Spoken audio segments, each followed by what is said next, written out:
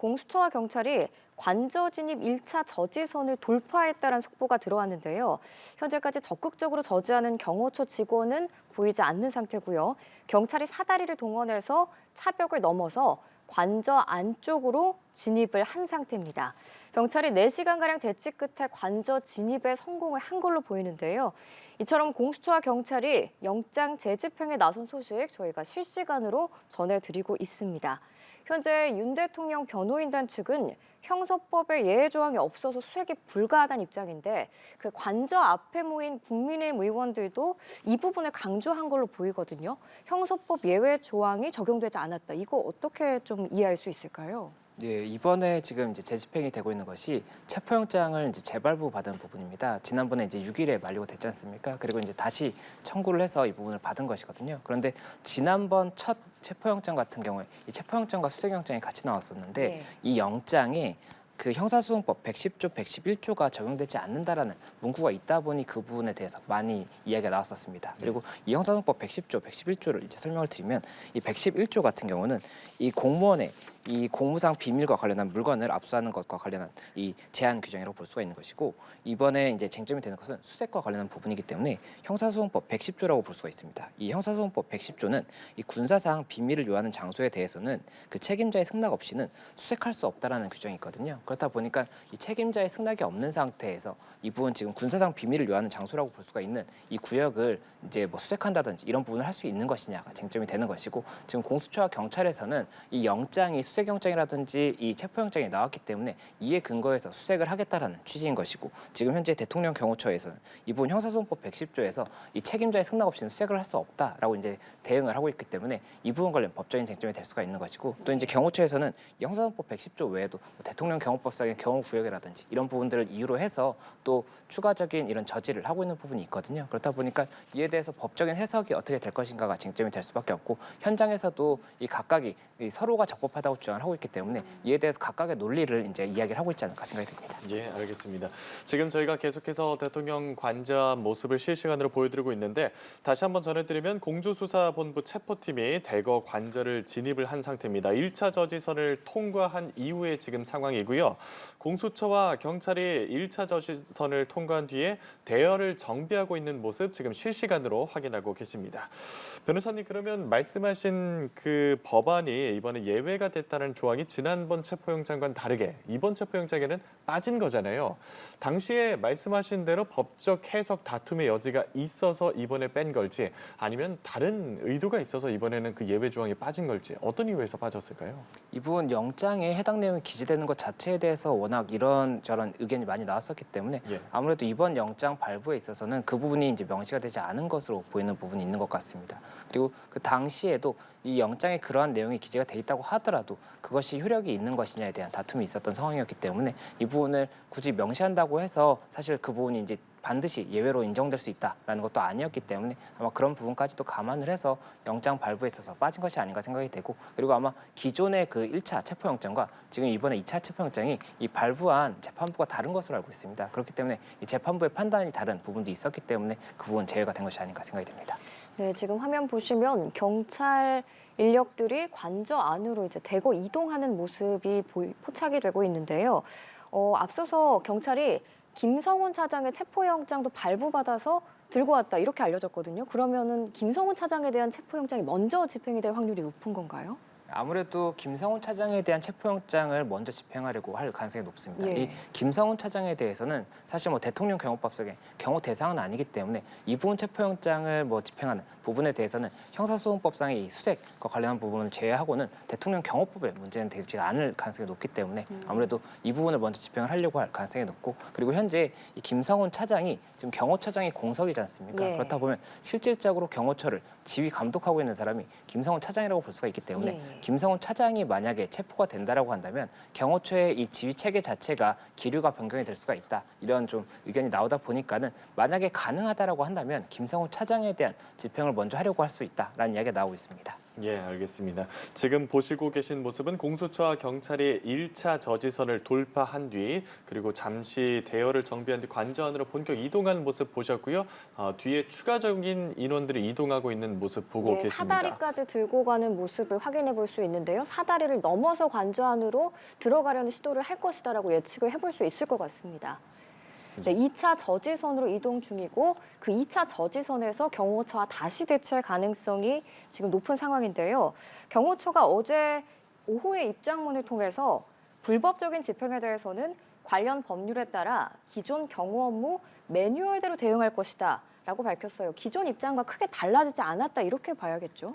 예, 뭐 기존에는 이제 경호처 내부에 분열이 있어서 이 부분 관련해서 뭐 여러 가지로 좀 변경이 있을 수 있다라는 이야기가 나왔었던 것 같습니다. 그런데 지금 현재 이 보도가 되는 내용을 봤을 때는 경호처가 기존의 입장을 그대로 고수하고 결국에는 이 매뉴얼에 따라서 이 업무를 수행하겠다라고 이야기를 하고 있기 때문에 이 대통령 경호법상의 이 매뉴얼이라든지 이런 근거 규정들이 있지 않습니까? 그 근거 규정들을 검토해서 이에 따라서 이 업무를 집행하겠다라고 이야기를 하고 있고 예. 결국에는 그렇게 된다면 이 각각이 결국에는 자기의 업무가 더 적법하다라고 이야기를 하고 있는 그 부분이 계속해서 고수가 되고 있는 것이기 때문에 이에 대해서 어떻게 이제 이 현장에서 논리적인 충돌이 있을지도 봐야 되는 것이고 이 논리적 충돌을 넘어서서 물리적 충돌까지 이어질 것인가 또 저희가 봐야 될 것 같습니다. 그 매뉴얼대로 대응할 것이다라는 부분을 좀 해석을 해보면 사실상 뭐 화기를 소지할 수도 있고 뭐 사용까지 가능하다 이렇게도 해석이 가능한 건가요? 이 대통령 경호법 19조를 보면 무기 휴대 및 사용에 관한 규정이 있습니다. 이 무기 휴대 및 사용에 대해서는 이 필요한 부분에 대해서는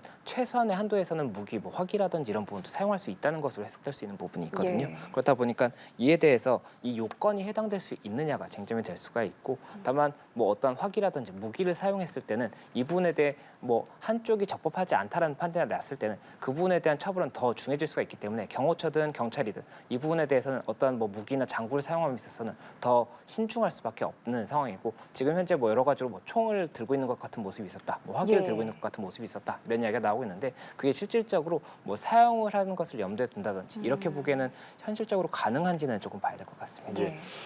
경호처가 1차 저지선을 지금 공조본이 통과하고 2차 저지선으로 향하는 모습에서 현재까지 경호처가 적극적으로 저지하는 모습은 보이지 않았거든요. 지난 1차 체포영장 집행 때도 1, 2차 저지선은 비교적 좀 수월하게 통과가 됐는데 3차 저지선에서 격렬하게 대치가 이루어졌잖아요. 그럼 말씀하신 대응 매뉴얼 등을 통해서 이번에도 2차 이후 3차 저지선에서는 좀 강하게 대치를 할 가능성도 높을까요? 네, 아무래도 3차 저지선에서 강하게 대치가 될 가능성이 높을 것으로 보입니다. 그리고 지난번 같은 경우에는 이 3차 저지선에서 스크럼을 짜서 결국에는 그 부분 한 사람 한 사람씩 이탈을 할 수가 없는 부분이 있었기 예. 때문에 집행이 어려웠다라는 이야기가 나오고 있는데 이번 같은 경우에도 스크럼으로 대응을 할 것인지 아니면 다른 방법으로 대응 방안을 뭐 이제 정했을지 이것을 봐야 되는 것이 경찰에서는 스크럼을 감안을 해서 이제 굉장히 많은 경력을 동원을 하고 이를 통해서 결국에는 사람이 많다면 스크럼을 짠다고 하더라도 여러 명이 한 사람을 둘러싸서 이렇게 한 명씩 이탈을 시키면 예. 스크럼 자체의 상황을 해제시킬 수가 있기 때문에 그런 부분을 검토했을 겁니다. 그렇다면 경호처에서도 기존과 동일하게 진행을 할 것인지 아니면 다른 방법으로 또 이 대치의 방안을 정했을지를 봐야 되는 부분이 있기 때문에 그런 부분까지도 일단 경찰에서 또 그에 대한 대응도 검토를 했을 것이기 때문에 여러 가지로 뭐 변수가 많은 상황이다 이렇게 보입니다. 예, 지금 공수처에 파견된 경찰의 파견 기간이 1월 15일부터 17일까지 최대 2박 3일, 그러니까 장기전에 대비를 하고 있는 것처럼 보이는데 만약에 장기전으로 갈 경우에는 양쪽에서 어느 쪽이 좀 더 유리하다고 볼 수 있는 거예요? 예, 장기전으로 이제 경찰이랑 공수처에서 그 부분도 검토하고 있다는 이야기가 있었고 그렇다 보니까 뭐 예비 배터리라든지 장기전을 이 감안한 부분에 대한 준비도 하라는 이야기가 있었다라고 예. 이야기가 나오고 있습니다. 그러면 그렇게 됐을 때 장기전의 경우에는 아무래도 경호처의 인력은 한정이 돼 있지 않습니까? 그런데 경찰의 인력은 계속해서 변경을 할 수도 있거든요. 뭐 하루씩 해서 변경을 할 수가 있기 때문에 그렇게 된다면 체력적으로는 경찰이라든지 공수처 측이 조금은 더 유리하지 않나 생각이 되는 부분이 있는데 다만 이 부분 관련해서 결국 내부에 있는 인원들이 이 2박 3일을 뭐 버티는 그런 과정이 그렇다고 해서 엄청난 체력의 차이가 있을 것이냐에 대해서는 또 다른 의견도 나올 수가 있기 때문에 이런 부분까지도 감안을 하지 않을까 생각이 되고 그리고 또 2박 3일 동안 이 상황을 유지하는 것 자체에 대해서는 경찰이나 공수처도 어느 정도의 부담은 있을 수가 있습니다. 그렇기 때문에 그런 부분까지도 현실적으로 일단은 대응 상황을 보고 그에 따라서 뭐 어떻게 시나리오를 변경할지 이런 것도 좀 검토할 수 있지 않을까 생각이 듭니다. 예, 알겠습니다. 당초 보도된 예상에 따르면은 경호처에 대응하기 위해서 공수처와 경찰 인력을 조정하는데 공수처 인력은 좀 줄이고 실질적으로 힘을 쓸 수 있는 경찰 인력만 늘릴 것이다라는 예상이 있었는데 실제로는 공수처 인력도 조금은 늘려서 오늘 체포영장 재집행에 나선 걸로 전해졌거든요. 이 부분은 어떤 전략으로 해석할 수 있을까요? 예, 이 부분이 이제 적법성 논란이 있을 수가 있었던 것이 이 공수처를 발부받은 그 체포영장을 발부받은 주체가 공수처입니다. 그리고 예. 공수처가 그렇다면 영장 집행을 하는 것이 원칙이거든요. 그리고 경찰이 지금 현재 이 업무를 하는 것은 협조의 범위인 겁니다. 그렇기 때문에 공수처가 주된 이 영장 집행의 주체이기 때문에 아무래도 그 인원 자체를 더 많이 이제 출동 현장에 나가게 함으로써 여기는 공수처가 집행하는 것을 더 보여주려고 하는 것이 아닌가 생각이 되고 그 지난번 같은 경우에 공수처 인원이 공수처 검사라든지 뭐 수사관분들 해서 30명 정도였다고 하는데 이번에는 50명 정도가 다 나왔다고 하거든요. 그렇다면 거의 공수처에 있는 인력이 다 나왔다고 볼 수가 있는 것이기 때문에 공수처가 그만큼 이 집행에 대해서 적극적으로 이제 집행을 하고 있다 이렇게 모습을 보이는 상황인 것으로 보입니다. 지금까지 상황을 좀 정리를 해드리면 공조본 체포팀이 대거 관저로 진입을 한 상태입니다. 1차 저지선 통과 뒤에 대여를 정비했고요. 경찰이 길을 막은 경호처 차량 등 장애물을 제거 시도하고 있다는 소식도 들어왔습니다. 사다리랑 절단기 등 이 장애물 제거를 위한 장비가 대거 투입이 된 걸로 보이는데요. 경찰 입장도 그렇고 공수처도 지금 굉장히 어깨가 무거운 상태입니다.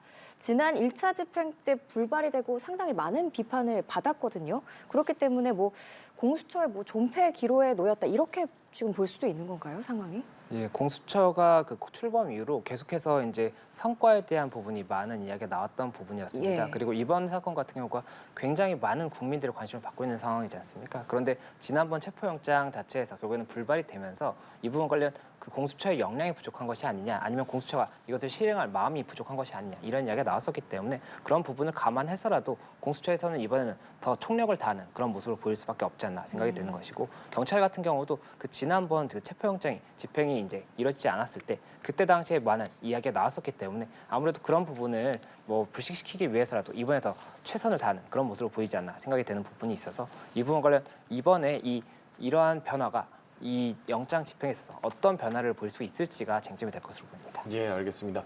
앞서 공수처와 경찰 인력이 한 차례 대거 관저 입구를 1차 저지선을 통과해서 2차 저지선 쪽으로 향하는 모습 보여드렸는데 지금 추가로 또 많은 인원이 1차 저지선 이후 2차 저지선으로 향하는 길로 이동하는 모습, 실시간으로 많은 인력이 이동하는 모습을 볼 수 있는데 일부 인력의 손에는 집게 같은 절단기 같은 것도 좀 보였고요. 앞서 먼저 이동한 인력은 사다리를 들고 가기도 했습니다. 저희가 전해드린 바에 따르면 1차 저지선인 버스 차벽을 통과할 때 사다리와 또 철조망을 끊기 위한 절단기를 활용했다고 하는데 2차 저지선에서도 이런 도구를 좀 활용해서 적극적으로 진입할 의사를 보이는 걸까요? 네, 2차 저지선 그리고 이제 뭐 3차 저지선 이런 이야기가 나오고 있지 않습니까? 그럼 이 저지선마다 어떤 상황인지를 봐야 될 것이기 때문에 그런 부분을 일단은 예비해서 이러한 뭐 집게라든지 사다리 이런 것들을 챙긴 것이 아닌가 생각이 됩니다. 그리고 이 부분에 대해서 혹시나 이것이 어떠한 무기로 활용된다거나 이런 부분에 대한 이제 오해를 받을 수가 있기 때문에 그런 부분이 만약에 사람과 사람 간에 충돌이 있는 상황에서는 그런 부분을 이제 제외할 수 있도록 노력을 하지 않을까 생각이 되는 부분이고 지금 여러 가지로 이 물리적 충돌에 대해서는 굉장히 서로 다 조심할 수밖에 없는 상황이지 않습니까? 그런 상황이기 때문에 그런 부분까지 감안을 하지 않을까 생각이 됩니다. 그렇기 때문에 결국 지금 말씀하신 뭐 사다리라든지 집게 이런 것들은 만약에 어떤 장애물이 있으면 이 장애물을 해체한다거나 아니면 넘어서는데 사용이 될 것이지 이것이 그 이후에 뭐 어떠한 과정에 있어서는 당연히 만약에 사람이 충돌이 있다고 한다면 이것들을 다 내려놓고 해야 되겠죠. 그렇다 보면 그런 부분까지도 감안해서 일단은 결국에는 이것이 어떠한 장애물이 있을 것을 대비해서 가는 것이고 내부에 지금 어떤 것이 있는지는 경찰도 모르는 겁니다. 그렇기 때문에 들고 가는 것이다 이렇게 보입니다.